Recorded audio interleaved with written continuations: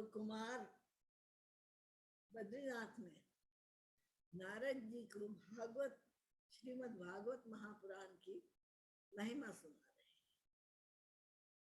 तो उसी महिमा के प्रसंग को बढ़ाते हुए वो हमें एक कहानी सुनाते हैं। नारद जी को एक कहानी सुनाते हैं। विष्णु जी, आपकी साउंड बहुत लो है। Can you please make it louder? मेरी तरफ से तो लाउड है, loudest. Closer to the mic में भी। पहला बहुत अच्छा आ रहा था। चलो, शायद मैं ठीक बोलूंगी। सो अब वो उनको कहानी सुनाते हैं कि किस हद तक गिरे हुए और पापी के लिए भी श्रीमद् भागवत महापुराण की एकमात्र आशा की एक किरण है जो उसको उसके सारे पापों से विमुक्त कर सकती है। तो कहानी सुनाते हैं एक ब्राह्मण की। एक ब्राह्मण और एक ब्राह्मणी थे। जिस गांव में रहते थे बड़े संपन्न थे, किसी बात की उनको कमी नहीं थी और दोनों बड़े आनंद में अपना जीवन बिता रहे थे। कोई संतति उनके थी नहीं और किसी वस्तु के अभाव भी नहीं था। भोग ऐश्वर्य पूर्ण संपदा जो उनको चाहिए अपनी सुविधा के लिए, उनके पास सब कुछ था। तो जीवन का बहुत समय इसी उपभोग में बीत गया। लेकिन ज्यों-ज्यों उनकी आयु थोड़ी बढ़ने लगी, युवावस्था में तो राज रहता ही नहीं है कि कोई और भी अवस्था आएगी, लेकिन ज्यों-ज्यों युवा अवस्था जरा की तरफ झुकने लगी तो ब्राह्मण के मन में एक विचार उठने लगा कि हमारा ये सुख संपदा, हमारा ये सब वैभव किस काम का, अगर हमारे साथ शेयर करने वाला कोई दूसरा है ही नहीं, हमारी संतान ही नहीं है जिस पर हम इसे लुटा सकें। तो ब्राह्मण अपने हृदय में बड़ा निराश हुआ और उसने सोचा कि मैं जाके ना जंगलों में तपस्या करूंगा और भगवान से प्रार्थना करूंगा कि मुझे संतान दे, मुझे वर दे कि मेरे भी यहाँ संतति हो, हमारे भी परिवार की वृद्धि हो और हमारे पास जो उपभोग्य वस्तु है वो हम सब शेयर कर सके परिवार में। स्वार्थ अपने अतिरिक्त और कुछ नहीं सोच सकता, स्वार्थ अपने आप में संतुष्ट है। मेरे को मिल गया काफी, अब दूसरे को मिले ना मिले मुझे कोई उससे चिंता नहीं है। लेकिन ब्राह्मण के मन में ये भाव था और इस भाव के उठते ही उसने ये निश्चय किया कि मैं अब जंगलों में जाऊंगा और तप करूंगा और तप करके भगवान से संतान की प्राप्ति की प्रार्थना करूंगा।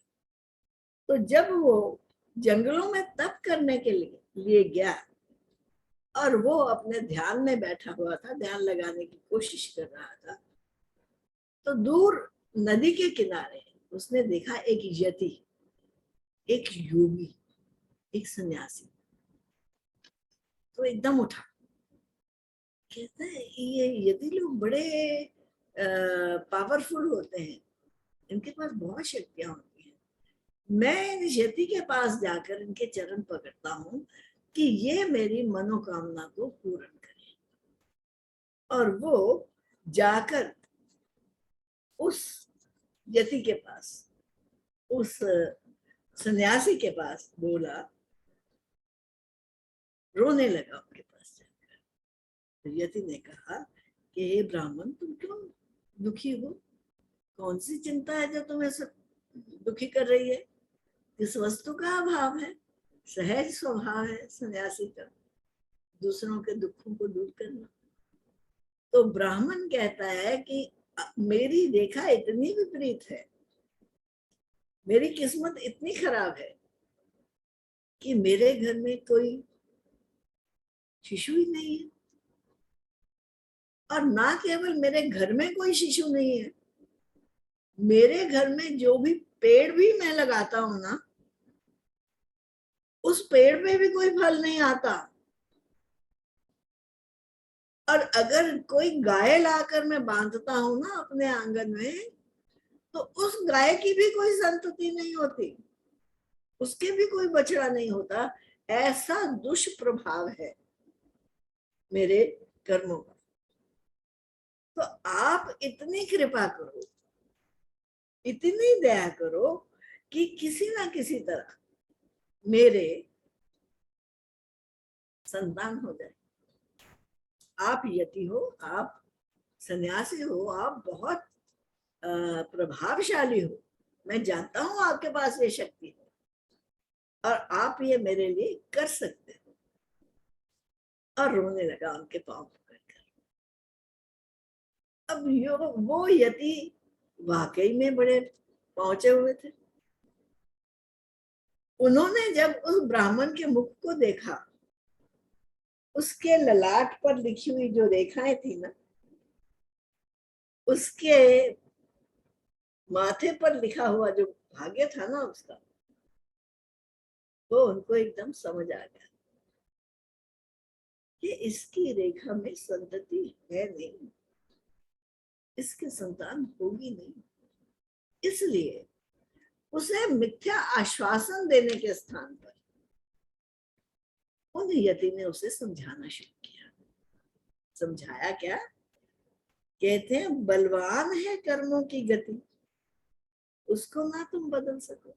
ये हम सबके लिए एक संदेश है। बलवान है कर्मों की गति, उसको ना तुम बदल सको। कल्याण इसी में है तेरा, त्यागो तुम संतति मोह। क्योंकि तेरे भाग्य में संतान नहीं है और कर्मों की गति बहुत बलवान है, उसे बदला नहीं जा सकता। इसलिए ये जो संतान का मोह है ना, जो तुझे दुखी कर रहा है, इस मोह को त्यागो। विवेक का आश्रय लेकर के संसार की चाहना छोड़ दो, अपने चित्त को प्रभु के चरणों में ही तुम जोड़ो। उन्होंने क्या सम्मति दी, क्या सलाह दी उसको कि विवेक का आश्रय लो, कामना के पीछे मत भागो। कामना तो कहती है मुझे संतति चाहिए, कामना तो कहती है मेरे परिवार का विस्तार होना चाहिए, लेकिन विवेक का आश्रय लो, क्योंकि विवेक सत्य और असत्य का निर्णय हमें देता है। क्या हमारे साथ रहने वाला है और क्या नश्वर है, क्या छूट जाने वाला है। इसलिए अपने विचार में विवेक को प्रधानता दो, चाहना को प्रधानता देने की बजाय। और जब तेरा विवेक जागृत हो जाएगा तो संसार की वासना छोड़ दो। विवेक क्या बताएगा? जन्म मृत्यु जरा व्याधि दुख दोष अनुदर्शन। विवेक तो जन्म मृत्यु जरा व्याधि के दुखों और दोषों को दर्शाएगा। इसलिए वो क्यों भागेगा उन दुखों और दोषों को अपनाने के लिए, क्यों मांगेगा उन दुखों और दोषों को? विवेक का आश्रय लोगे तो संसार की वासना को छोड़ दो, अपने चित्त को प्रभु के चरणों में ही तुम जोड़ो। विवेक ये कहेगा कि अपना संबंध उससे बना जो हमेशा निभने वाला है। अपना संबंध उस क्षर संसार से क्यों बनाता है जो इन एनी केस तुझे छोड़कर चले जाएगा। तो उन यति ने उसको बहुत समझाया, लेकिन ब्राह्मण अपनी कामना के मारे अंधा हो चुका था। जब कामना का पर्दा आंखों के सामने आ जाए तो उसके बियॉन्ड तो देखने की क्षमता ही नहीं रहती किसी की कुछ। वो इतना अंधा हो चुका था कि उसको ये बात समझ ही नहीं आ रही थी कि यति कह क्या रहे हैं। कहते नहीं, मुझे ऐसा ना संन्यास चाहिए, ना ऐसा विवेक चाहिए, ना ऐसा ज्ञान चाहिए, जो उपरामता की तरह ले चले। मुझे तो अपने परिवार में संतति चाहिए, संतान चाहिए, मुझे तो अपने आंगन में खेलते हुए बच्चे चाहिए। बहुत समझाया उन सन्यासी ने कि तेरी रेखा में नहीं है ये, इसलिए उस बात के लिए जिद ना करो जो रेखा में नहीं है, क्योंकि अगर जिद करोगे तो उसका प्रभाव विपरीत होगा। लेकिन ये सब बातें तो ज्ञान की बातें हैं, मन तो ज्ञान की बात नहीं सुनता। ये तो कोई विवेकशील है जिसके भाग्य खुले हों, जिसकी समझ में बात आ जाए। साधारण कामना के पीछे भागने वाला मनुष्य इस बात को कैसे समझेगा? इसलिए वो तो जिद करके बैठ गया। उसने कहा मैं तो यहीं पर अपने प्राण उत्सर्ग कर दूंगा। यहीं नदी बह रही थी, उसने कहा मैं तो अभी नदी में कूद जाऊंगा और मेरी मृत्यु का पाप आपके सिर लगेगा, क्योंकि आपने मेरी कामना को पूर्ण नहीं किया, इसलिए मुझे मजबूर होकर आत्महत्या करनी पड़ी। तो जब इतना ही वो जिद पर अड़ गया तो वो यति हंसने लग पड़े। या तो हम विवेक से समझ जाए, विवेक से नहीं समझेंगे तो अनुभव समझा देगा, क्योंकि विधान तो पूरा होना है। आज समझ जाएंगे तो उस दुख दर्द से उठ जाएंगे, लेकिन अगर आज नहीं समझेंगे तो फिर जीवन का अनुभव समझा देगा, क्योंकि होगा वही जो राम रचि राखा। कितना भी हम उसको परिवर्तित करने की चाहना कर ले, लेकिन जो हमारा विधान लिखा जा चुका है ना, होगा वही। तो फिर तब मान लेना भाई, अब नहीं मानते तो वो यति जो थे, विवेकी पुरुष जो हैं, जो संत पुरुष हैं, इसलिए वो किसी के ऊपर अपने आप को इम्पोज नहीं करते, जबरदस्ती नहीं करते। तो कहने लगे अच्छा अगर तेरी इतनी जिद है तो ले, मैं तेरे को एक फल देता हूँ, ये फल तू जाकर अपनी स्त्री को दे देना, उसको कहना ये फल वो खा ले, और इस फल को खाने के बाद 1 वर्ष तक उसका जीवन जो है दया, क्षमा, शुचिता, पवित्रता और इन सब गुणों से भरपूर होना चाहिए। यानी इन सब गुणों का व्रत वो अपने जीवन में धारण करे, इन सब गुणों को अपने जीवन में उतारे, तो 1 साल के बाद फिर तुम्हारे घर में एक बड़ा ज्ञानवान पुत्र उत्पन्न हो। तो ब्राह्मण तो बहुत ही प्रसन्न हो गया, उसके तो मन की कामना पूरी हो गई। अब भागा भागा वो अपने घर वापस गया। योगी राज तो अपने राह पर चल दिए और ब्राह्मण वो फल लेकर अपनी पत्नी के पास आया और बड़ा उत्साहित। उसको तो जीवन की अचीवमेंट, हाईएस्ट अचीवमेंट मिल गई। तो उसने अपनी पत्नी को कहा देख, ये मुझे एक बड़े सन्यासी मिले थे, उन्होंने कृपा करके ये फल मुझे दिया है और उन्होंने कहा है कि तू इस फल को खा और 1 साल तक पवित्रता से, दया से, क्षमा से, उदारता से, शीलता से इन सब व्रतों को जीवन में 1 साल तक धारण कर, फिर हमारे घर एक बड़ा विद्वान पुत्र उत्पन्न हो जाएगा। तो ब्राह्मण ये कहकर और फल पत्नी को देकर वो अपने काम से चला गया, क्योंकि वो तो काम करता था, उसको तो कमाई भी करनी थी, घर का रहन सहन भी देखना था, तो वो निकल गया। अब पत्नी का नाम था धुंधुकारी। व्यास देव जी ने जो आर्गुमेंट्स दिए हैं धुंधकारी के, धुंधली था उसका नाम। तो आज के युग के कलयुगी मन की थिंकिंग क्या होती है, थिंकिंग प्रोसेस क्या है, क्योंकि उसको सिर्फ अपनी सुविधा का ध्यान था, उसको अपने अतिरिक्त तो कोई नहीं दिखता था। वो कहती क्या मुसीबत पड़ गई मेरे से है, मैं ये फल खाऊं, 1 साल तक मुझे व्रत में रहना पड़ेगा, और फिर अगर कहीं मैं वाकई में गर्भवती हो गई सोचो क्या हाल होगा। घर में अगर कोई चोर आ गए, हमारी एकत्रित धन संपदा को चुराने के लिए, तो मैं तो भागने की परिस्थिति में भी नहीं रहूंगी। अगर मेरी ये अवस्था हो गई, मेरी ननद आएगी मेरी देख रेख करने का बहाना बना के और घर का सारा सामान समेट कर ले जाएगी। बड़ी दुखी है। बजाय ये सोचने के कि मेरा पति देखो कैसा वरदान लेके आया है, वो दुखी हो रही है कि कौन इस मुसीबत को झेलेगा, अब मैं करूं तो क्या करूं। उतनी देर में उसकी बहन आ गई। अब ये बहनें दोनों एक जैसे स्वभाव की थी। तू क्यों रोती है? कहती भाई मेरे को तो ये मुसीबत पड़ गई, मेरा पति तो ये फल ले आया, कहता तो खा ले तो संतान होगी, तो मुझे तो संतान चाहिए नहीं। तो उसकी बहन कहती मैं तेरे को सम्मति देती हूँ, सलाह देती हूँ। दोनों बहनों ने मिलकर सलाह करी।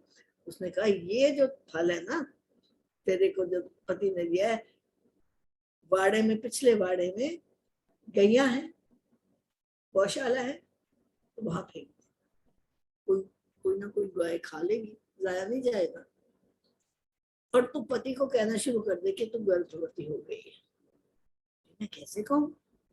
क्योंकि अगर मैं कहना शुरू कर दूं कि मैं गर्भवती हो गई हूं, तो मेरा पति तो एक्सपेक्ट करेगा कि अब मैं उसको पुत्र भी दूंगी 9 मास के गर्भ के बाद। तो उसकी बहन कहती तू चिंता मत कर। क्यों? क्योंकि मैं तो गर्भवती हुई, अब थोड़ी देर के बाद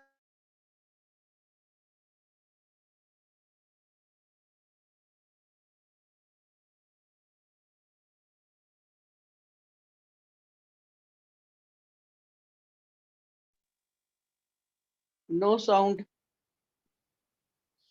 Vishnuji, sound's gone. So have you? दे देंगे, वो मान जाएगा। तो आपकी sound चली गई। just a minute please। वो अपने पति को क्या कहेगी? मैं उसको कह दूंगी मेरा प्रीमेच्योर बच्चा हो गया था और वो मर गया। तो इस प्रकार इन्होंने आपस में सेटिंग कर ली। और इसने धुंधली ने अपने पति को संदेशा भेज दिया कि मैं गर्भवती हूँ। पति बड़ा प्रसन्न कि मेरी पत्नी अब गर्भवती हो गई है, अब मेरे भी घर संतान आएगी। तो जब समय पर वो पहुंचा तो उसने बहन का जो पुत्र था वो उसके सामने रख दिया पति के। ये देखो, ये हमारी संतान है। और वो उसे अपना समझ के लाड प्यार करने लगा और उसे सारे ब्राह्मण संस्कार देने की कोशिश करने लगा। इधर तो ये कथा चल रही है, दूसरी ओर जहां उसने फल फेंका था और जिस गैया ने उस फल का भक्षण किया था, उसके यहाँ एक बड़े ही विचित्र, बड़े ही दिव्य शिशु ने जन्म लिया। वो दिव्य शिशु कैसा था? वो मनुष्य का शरीर था, लेकिन उसके कान जो थे वो गाय के कान के समान थे। तो उस लोग दूर दूर से दर्शन करने आते थे उसको, और उसके कान गाय के कान होने के, गाय के समान होने के कारण उसका नाम उन्होंने रखा गोकर्ण, यानी गाय के कानों जैसा, जैसे जिसके कान। अब ये ब्राह्मण पूरी कोशिश कर रहा है कि अपनी संतान को अच्छे संस्कार दे, उसको शिक्षा दे, लेकिन ये इतना ढीठ बच्चा है, इतना शठ बच्चा है कि ये किसी शिक्षा का इसके ऊपर प्रभाव ही नहीं होता। और उधर वो जो गोकर्ण है, उसके कानों में श्लोक पढ़ते हैं जो पिता उच्चारण कर रहा है, जो ब्राह्मण उच्चारण कर रहा है, और वो उन सब श्लोकों को आत्मसात करता जाता है। वो उन सबको जीवन में उतारता चला जाता है, उस सारे ज्ञान को अपनाता चला जाता है, क्योंकि वो तो प्रसाद था उस यति का। लेकिन इसको भी समझ नहीं आई, पिता का भी यह बात नहीं समझ आई। और जो बेटा था उसका नाम रखा धुंधुकारी। धुंधली माँ का नाम था, धुंधकारी बेटे का नाम रखा। अब ये इतना शठ कि सारा गांव इससे दूर भागता था। बच्चे दूर भागते थे, बच्चों को पकड़ के पीट देता था। जो भी छठता के कर्म होते हैं सारे कर्म ये करता था। अब धीरे धीरे आयु भी बढ़ने लगी, आयु बढ़ने लगी, उधर से गोकर्ण भी बड़ा होने लगा और धुंधकारी भी बड़ा होने लगा। धुंधकारी बड़ा होने लगा तो अति व्यथित, पिता अति व्यथित। क्यों? उसकी आदतें वैसी, उसने जुआ खेलना, उसने बेईमानियां करनी, फिर जरा और बड़ा हुआ तो वैश्यागमन भी आरंभ हो गया। फिर उन वेश्याओं को प्रसन्न करने के लिए पिता की कमाई हुई सारी धन दौलत जो थी, एक एक चीज उठा उठा के बेच बेच कर वो उन वेश्याओं को प्रसन्न करने लगा। अब पिता ये देख देख कर बहुत दुखी था, क्योंकि पिता शुद्ध आत्मा ब्राह्मण था और बड़ी पवित्रता से अपने धर्म का आचरण कर रहा था।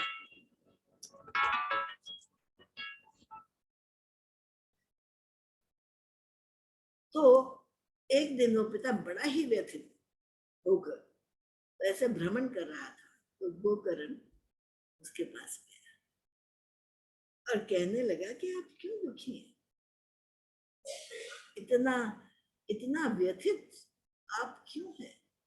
तो उनको ये पिता ही बुलाता था ब्राह्मण को, क्योंकि उन्हीं की गौशाला का, उन्हीं के पीछे की गौशाला का ये शिशु था। तो ये गोकर्ण अब अपने ब्राह्मण पिता को उपदेश देते हैं, उनको दुखी देखकर। वो दुखी है उस पुत्र के हाथों, जिस पुत्र की याचना करते करते उन्होंने जिद कर ली थी, और जिस जिद से उन्होंने पुत्र को प्राप्त किया था, क्योंकि उन्होंने समझा कि पुत्र के मिल जाने से मुझे सुख मिल जाएगा। लेकिन उस पुत्र के मिलने का परिणाम क्या हुआ? उल्टा दुख।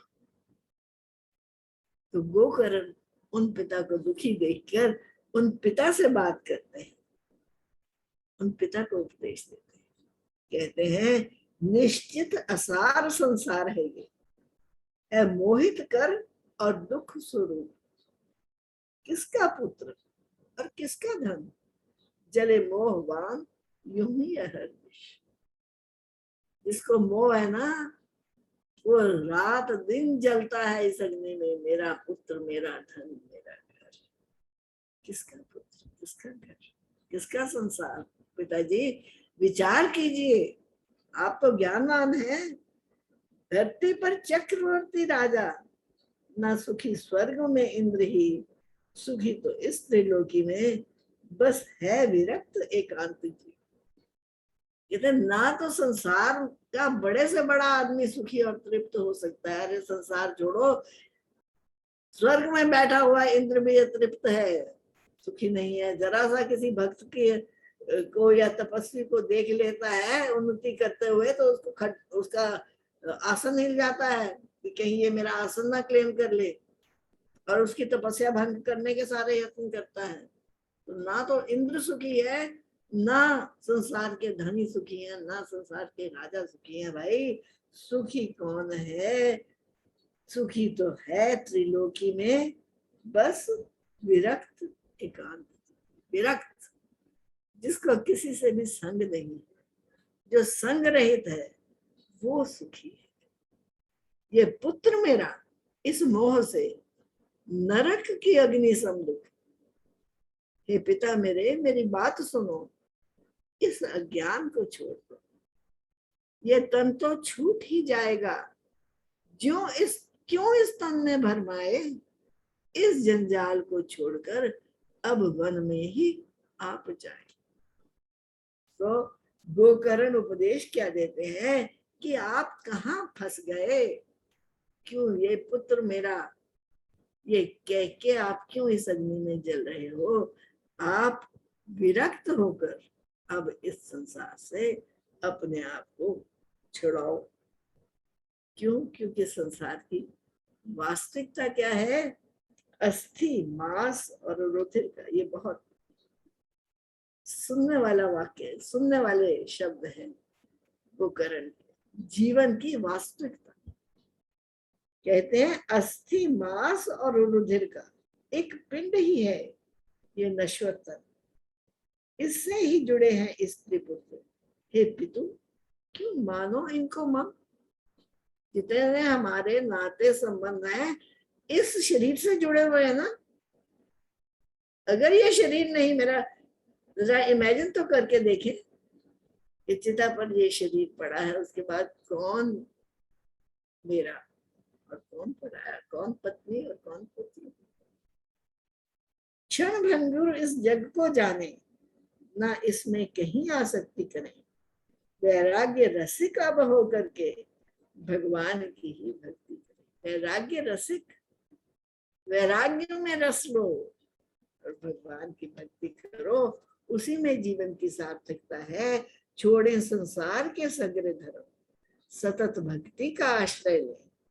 कामना तृष्णा छोड़ करी, साधु जन की सेवा करें। दूजों के गुण दोषों का चिंतन जल्द से जल्द ही त्याग दें। एकमात्र भगवत सेवा और वाह की कथा रसपान करें। उनकी कथा का रसपान कर रहे। बस इस मनुष्य जीवन का एक ही प्रयोजन है, एक ही पर्पस है। और पिता गोकर्ण का उपदेश सुनकर वनों में चले गए तपस्या करने के लिए, और पिता को उपदेश देकर गोकर्ण भी अपने तीर्थों की यात्रा पर चले गए। अब रह गई धुंधली और उसका पुत्र धुंधकारी। अब धुंधकारी के ऊपर तो किसी का वश है नहीं, माँ का वश है नहीं। पहले तो वैश्यागमन करता था, उनके घरों पर जाता था, वहां पर जाकर अपना धन दौलत लुटाता था। अब वैश्यों को लाकर घर में बिठा दिया। वास्तव में ये जो धुंधकारी है ना, ये अन्य कोई नहीं है। ये संसार आसक्त जीव की यही गति है। 5-5 वैश्याओं को ले आके उसने अपने घर में बिठा लिया। 5-5 विषय जो खींचते हैं, हर विषय अपनी तरफ खींचता है जीव को। तो जब उनको घर में बिठा लिया तो अब उनको कैसे प्रसन्न करें। उनको प्रसन्न करने के लिए पहले तो माता के सारे आभूषण चुराए क्या, खोसे, उनसे खींचे। हालत यह पहुंची कि घर के बर्तन तक बेचने पे आ गया। और वेश्याएं बैठकर आपस में सलाह करती हैं कि ये तो इसको तो ना शर्म है, ना हया है, ना डर है। अगर कल कहीं राजा के लोग ढूंढते ढूंढते आ गए तो इसके साथ हमें भी देख के हमें भी पकड़ के ले जाएंगे कि ये पापी है, ये चोर है और ये ऐसे दुष्कर्म कर रहा है, तो हम इसके साथ रह रही हैं, हमें भी वो उन दुष्कर्मों में लिप्त समझ के हमें भी जेल में डाल देंगे। और ऐसा सुनकर उन्होंने सोचा कि इससे तो छुटकारा पाना चाहिए। और इससे पहले धुंधुकारी की ये अवस्था थी कि माता ने जब विरोध किया उसके कर्मों का, तो उसने माता की हत्या कर दी। और माता की हत्या करके कुएं, एक घर में कुआं था, उसमें उसको फेंक दिया। अब वैश्याओं ने सोचा ये बढ़िया काम है। पांचों ने मिलकर उस धुंधकार को मार दिया। और कैसे मारा? जलती लकड़ियां लेकर, उन जलती लकड़ियों से उसको तपा तपा कर, जला जला कर उसको मार दिया और उसको भी उस कुएं में फेंक दिया। अब इस प्रकार से मृत्यु होने पर उस धुंधकारी को प्रेत योनि मिली। और प्रेत योनि में भटक रहा है, शरीर तो है नहीं, ना भूख मिटा सकता है, ना प्यास मिटा सकता है, ना गर्मी लगने पर कुछ उपाय कर सकता है, ना सर्दी लगने पर कुछ उपाय कर सकता है। अति व्यथित अपने दुष्कर्मों का जब इतना फल उसे भोगना पड़ा, इतना दुखी हुआ, वो इधर उधर भागता था, उसको कोई रास्ता नहीं नजर आता। उधर से गोकर्ण जो तीर्थ यात्रा पे गया हुआ था, उसको सूचना मिली कि ऐसे धुंधकारी की मृत्यु हो गई और उसके पिता भी प्रयाण कर गए इस संसार से। तो वो तीर्थ तीर्थ जाकर उनकी पिंडोदक क्रिया करता था। पिंडोदक क्रिया उनकी मुक्ति के लिए उसने सब साधन किए और बहुत तीर्थों का भ्रमण करने के बाद धुंधकारी गोकर्ण अपने गांव में वापस आ गया। अब अपने गांव में जब वापस आया तो अपने घर में वो रात को सो रहा था, क्योंकि किसी को पता नहीं था रात के समय ये पहुंचा। तो अपने घर में रात को सो रहा था, तो निद्रा में इसको बड़े भयानक भयानक रूप दिखने शुरू हुए। कभी वो भैंसे का रूप धर के आ रहा था, कभी वो चिल्ला रहा था, कभी वो कुछ और डरावना रूप धर के इसके सामने आ रहा था, गोकर्ण के सामने। तो गोकर्ण ने इतना तो पहचान लिया कि ये है तो कोई प्रेत और बड़ा व्यथित है, बड़ी पीड़ा में है। तो बड़े गोकर्ण क्योंकि ज्ञानी थे, उन्होंने जल लिया अपनी अंजलि में और उसको अभिमंत्रित किया। मंत्र पढ़कर उन्होंने इस पर फेंका, इस प्रेतात्मा। उस अभिमंत्रित जल के ऊपर पड़ते ही प्रेतात्मा कुछ शांत और वो कहने लगी, भैया मैं आपका भाई धुंधकारी, मुझे तो पता लगा था कि तुम सिधार गए हो। और कहता हाँ मैं इसीलिए तो भटक रहा हूँ। तू भटक क्यों रहा है? मैंने तो सब जगह तेरा पिंडदान कराया, तेरे लिए पूजा कराई, तेरी आत्म शांति के उपाय किए, क्योंकि और तो संबंधी था नहीं इसका। तो गोकर्ण अपने को ही इसका भाई मान के उन्होंने सारे कर्म किए।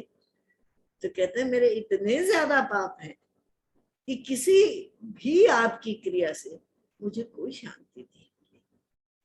तो इतने में ये बातचीत वार्तालाप खत्म हुई, दिन चढ़ गया।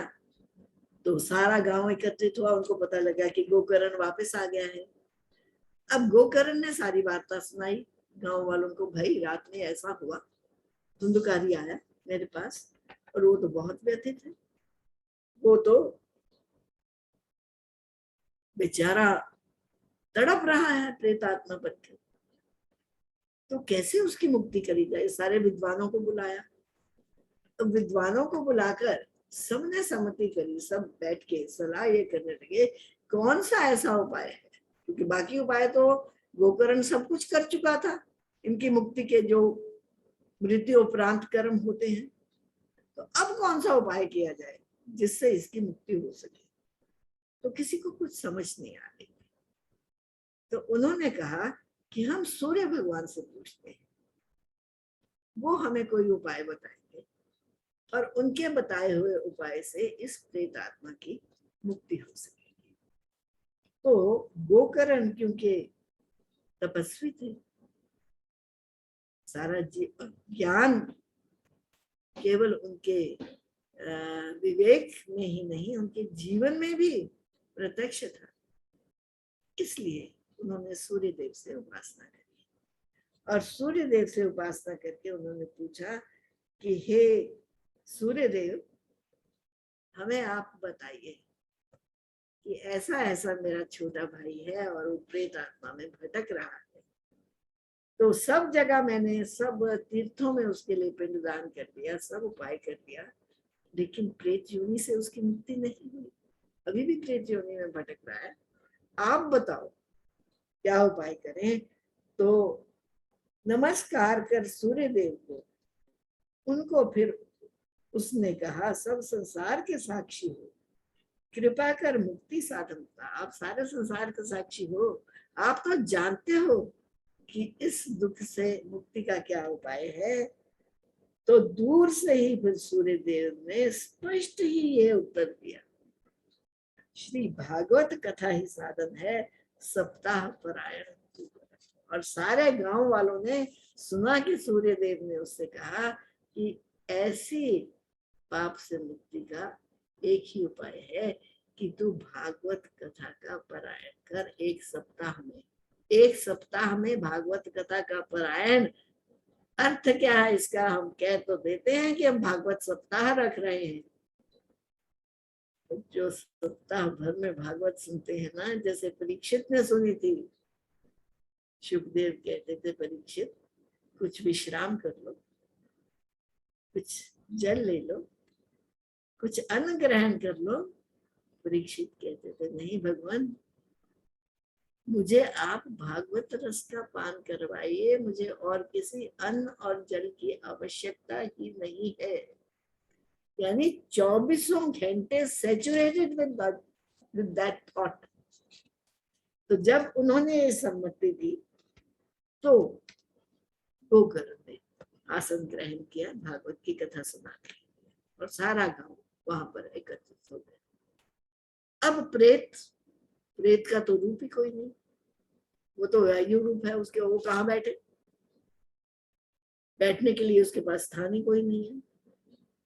तो जिस आंगन में, जिस घर में, जहाँ गोकर्ण का घर था, धुंधुकारी का घर था, जिस आंगन में वो भागवत कथा करने लगे थे, वहां पर एक बांस का पेड़ लगा हुआ था। तो वो प्रेत आत्मा जाकर उस बांस पर बैठ गई कथा का श्रवण करने।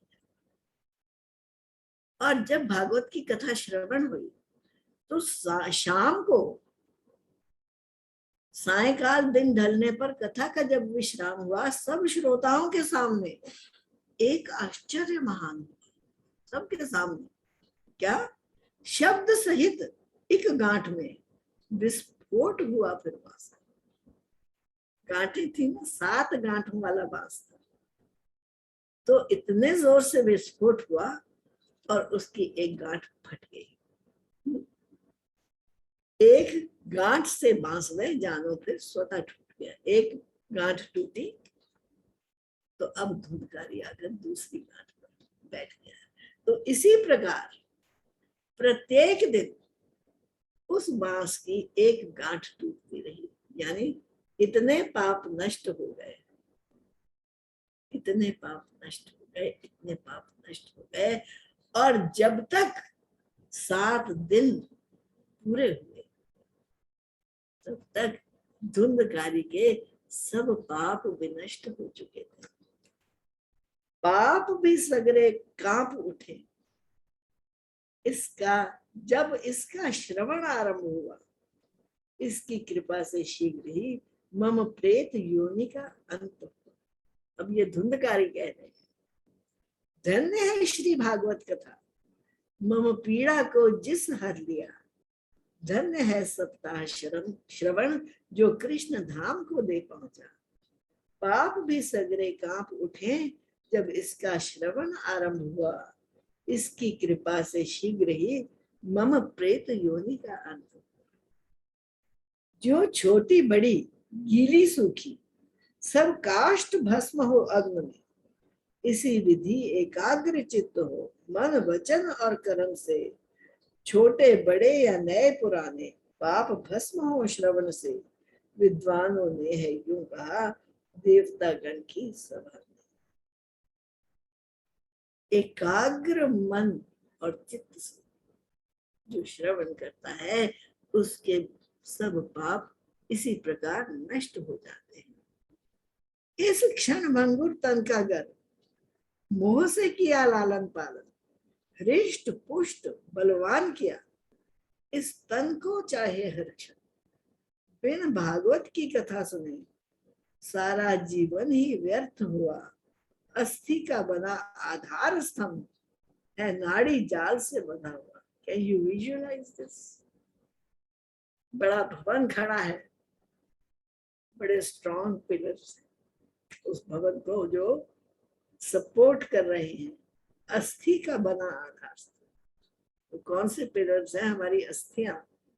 और नाड़ियों का वो जो जाल बिछाते हैं ना लिंटर डालने से पहले, लोहे का, वो नाड़ियों का जाल बना हुआ है। मांस रक्त आरोपित कर जन्म से है आवृत किया।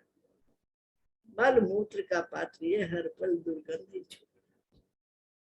कहते इतना प्रिय जो लगता है ना हमें अपना तन, उसका आधार क्या है? ये कौन बता रहा है? ये आज धुंधकारी बता रहा है।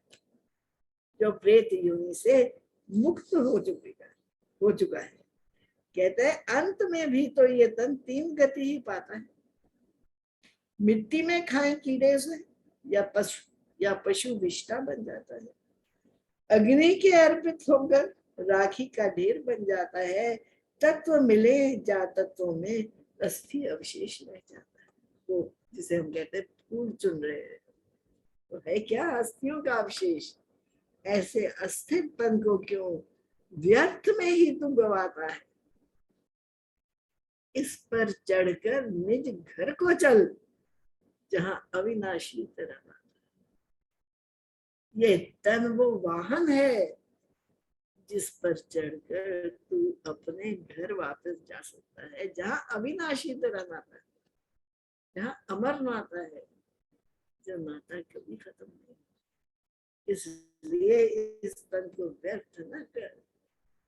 और धुंधकारी कहते हैं संसार कलिल को धोने को, कलिल कहते हैं कीचड़, संसार रूपी कीचड़ को धोने को अति उत्तम साधन है ये कथा है, मुक्ति उसकी निश्चित ही। इस कथा तीर्थ में चित्त जो बसा, जिसका चित्त इस कथा रूपी तीर्थ में बसा वो निश्चित ही मुक्त होगा।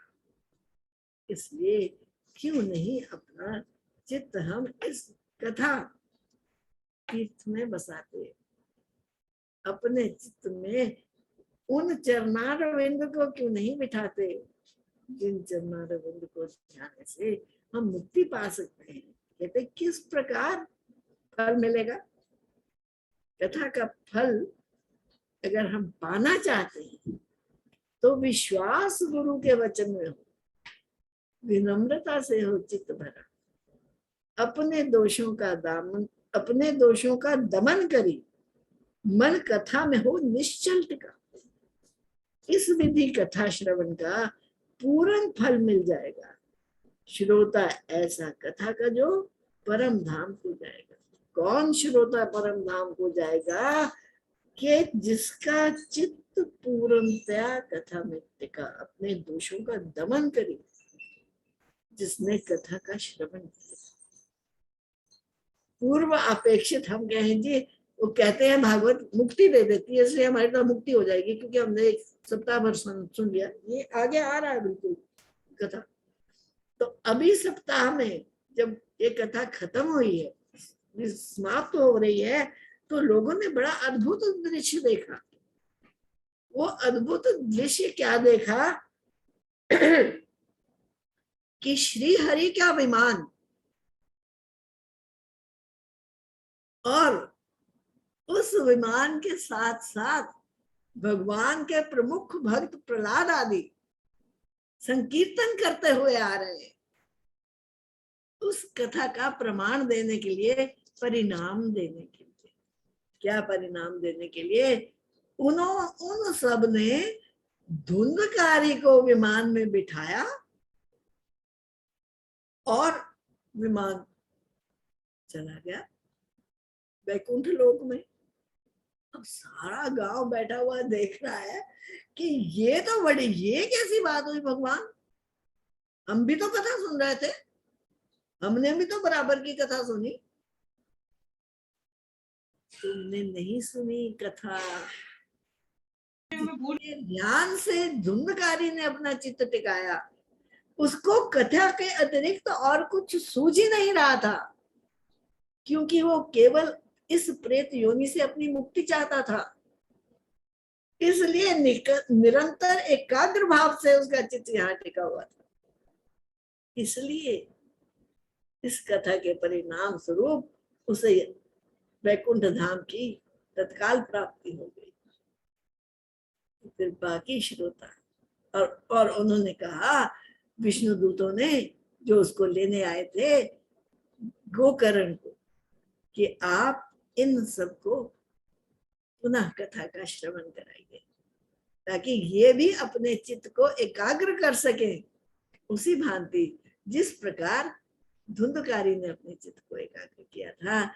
तो भगवान स्वयं आएंगे और आपको अपने धाम लेकर जाएंगे। तो इस प्रकार जब ये कथा समाप्त हुई और धुंधकारी का आरोहण हो गया वैकुंठ लोक की तरफ, तत्पश्चात गोकर्ण ने पुनः वो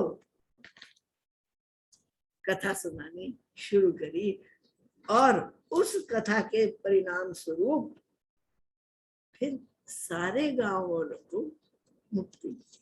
इसलिए वो कहते हैं कि ये जो है ना भागवत की कथा, कहते हैं वेद रूपा कल्पतरु का, कल्पतरु कहते हैं जो हमारी सब कामनाओं को पूर्ण करने वाला है। वेद रूपा कल्पतरु का है पका हुआ फल ये भागवत, शुक के मुख से संयोग हुआ, अमृत रस पूर्ण है भागवत। फल लगते हैं ना पेड़ पे, जिस फल को तोता चोंच मार देना, तो ये फल बड़ा मीठा है, तोते का खाया हुआ है।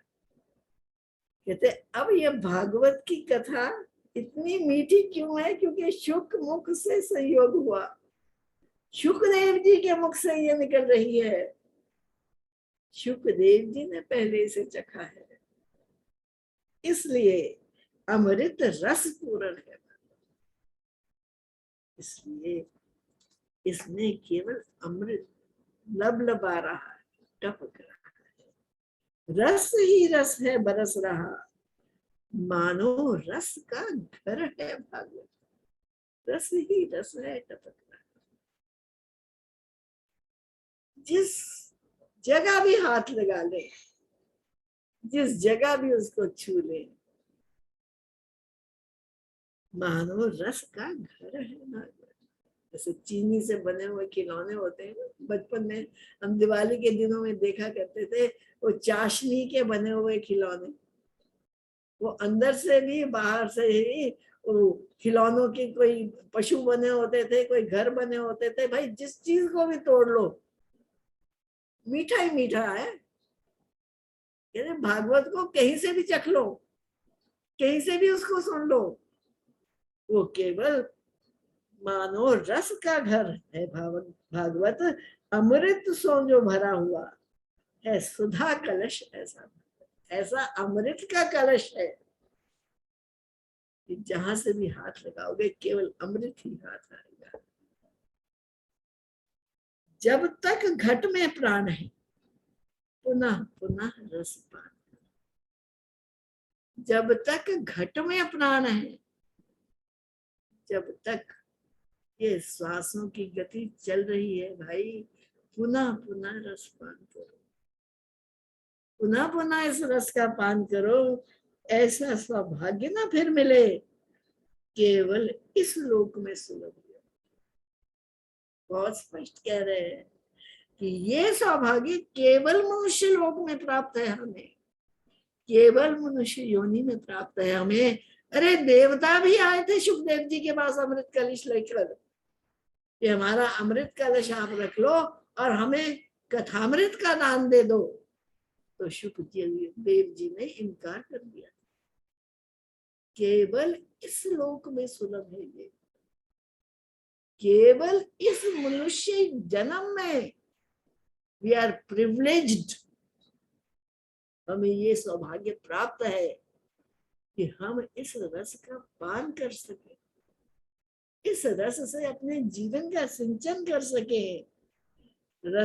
रसिक और भावुक जन इसका बार बार ही पान करें, पुनः पुनः श्री भागवत का मधुर स्वरों में गान करें।